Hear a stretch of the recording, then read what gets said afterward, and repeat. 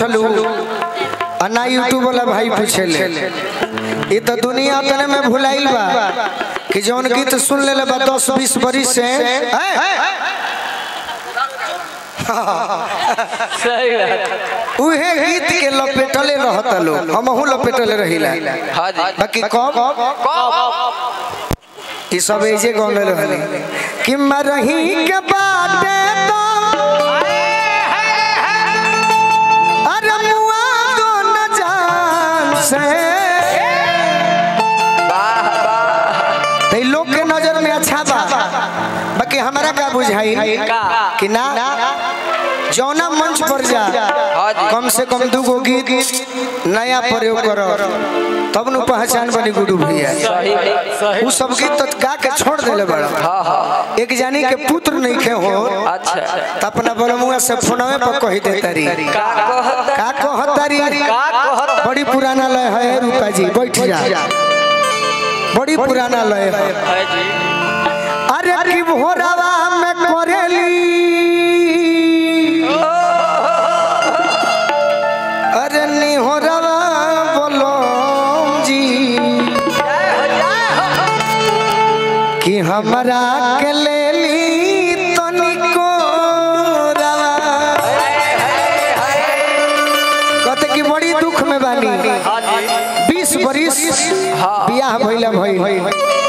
बाकी कहूँ पुत्र के प्राप्ति ना भई एक दिन तहरा से कहत तनी आग्रह को के कि रात तो दिन रोवताटे ये अंजनी चाचा कहीं बजावल हो हां जी अंजनी चाचा रोज अतना बजावो तड़े किनका बजावे से यादे नहीं के रहत कि बेटावा के बजौले बड़े सही में कि रात तो दिन रोवताटे अरे होई दिलवा ये राजा जी कब होई है गोदी में होरी लवा रात दिन रोवताटे दिलवा ये राजा जी कब होई है गोदी में रोज पूछे देवरा रोज पूछे देवरा रंगीलवा ये राजा जी रोज पूछे देवरा रंगीलवा ये राजा जी कब हुई है गोदी में होरी लाला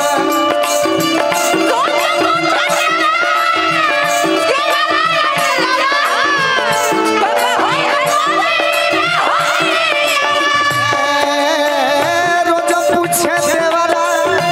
रंगीलवा ये राजा जी कब हुई है गोदी में होरी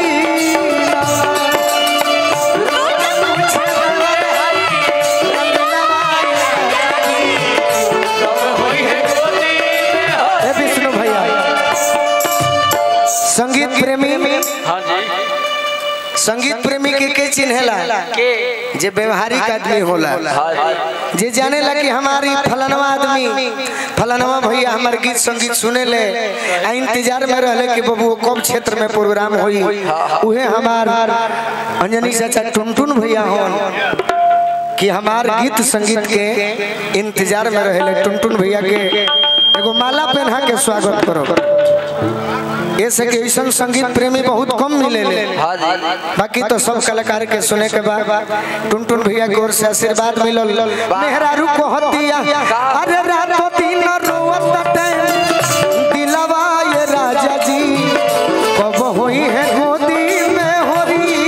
लाला रातों दिन रोवताटे दिलवा ये राजा जी कब होई है गोदी में होरी हम तो नहीं जानो अंजनी चाचा प्रभाकर राय जी ग्राम सैला से आशीर्वाद दिले बनी एगो हमार बचपन के मित्र जो अरुण भैया के चलते ही वो घरी गाना सुनत रहले हमारा बहन के बियाह में बोला बोला के आज से 10 साल पहले फैरो मारो कौन गाना उठावा के ललिया जेकर नाम महुली के बगल में हाँ हाँ सागर सिंह जी के हम स्वागत करो आवने ये हमारे अरुण भैया के भाई और हमार दुलरुआ भाई हाँ जी अरुण भैया के भगिना तो हमार भाई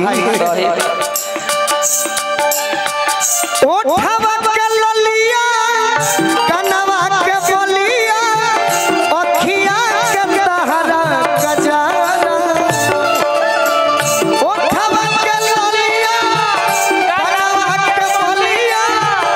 अखिया के तहरा गजारा ए हो गोरी पागल बनवाले बा नक के नथुनिया सिनमा के तहरा हे अंजनी चाचा देखिए हई भोजपुरी के धरोहर आइल बड़े इनको के माला पहना के स्वागत ना करो आ गोड़ ना लागो तो फिर हमार व्यवहार खत्म हो जाए माला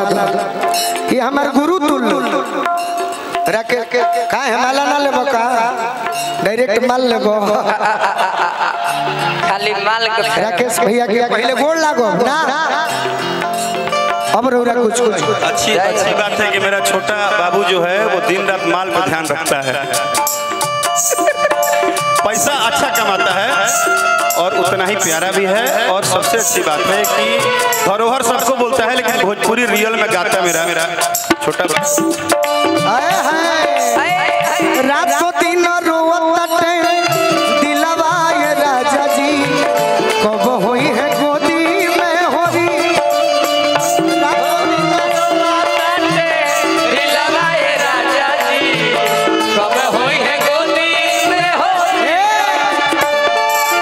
का कहीं राजा जी गोतियो दे आदि में एक करे बच्चा राजा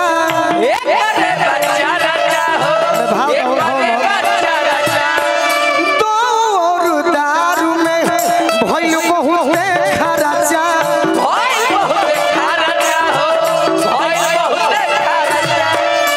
तोहरे सोझा के सहेली मम्मी बनी गईली देखी मम्मी बनी गईली देखी सिलवाए राजा जी मम्मी बनी गईली देखी सिलवाए राजा जी कब होई है गोदी में होरी लावा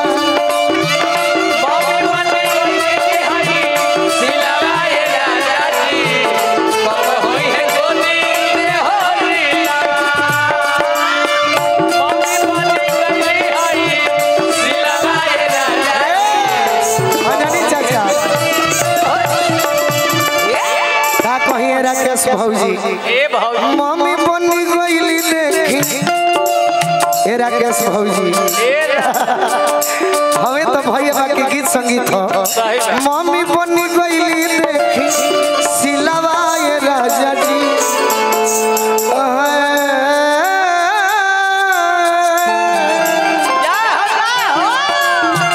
मम्मी बनी गईली देखी सिलवाए राजा जी कब होई है गोदी में होरी लावा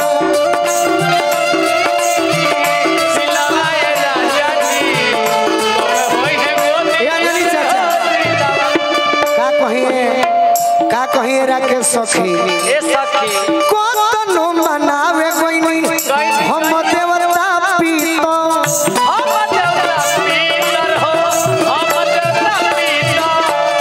तब कुछ होत नइखे कोखिया के भीतर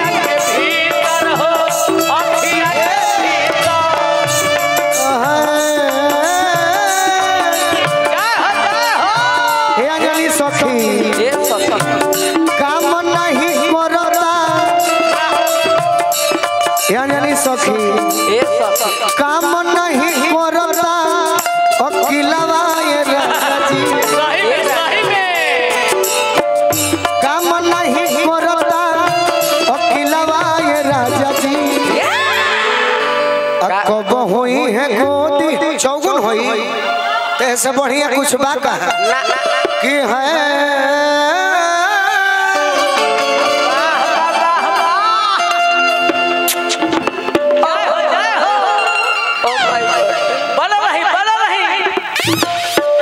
नाई पे सर फेंक दे काम नहीं करता अरे अकेलावा ये राजा जी ए राजा कब हुई है गोदी में होरी लावा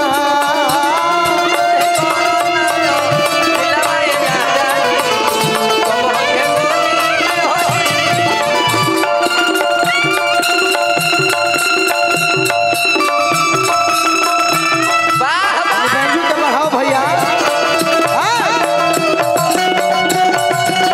बैंजू के बढ़ाओ लो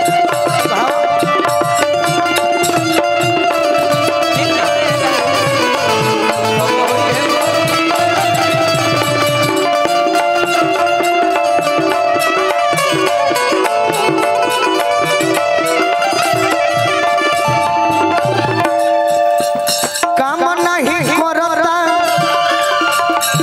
काम नहीं करता अकेलावा ये राजा जी कब हुई है गोदी में होरी लावा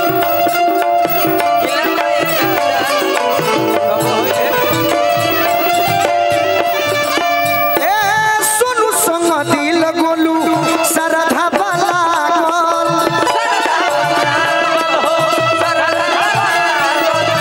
होइते होरी ला देती ननदों के छागल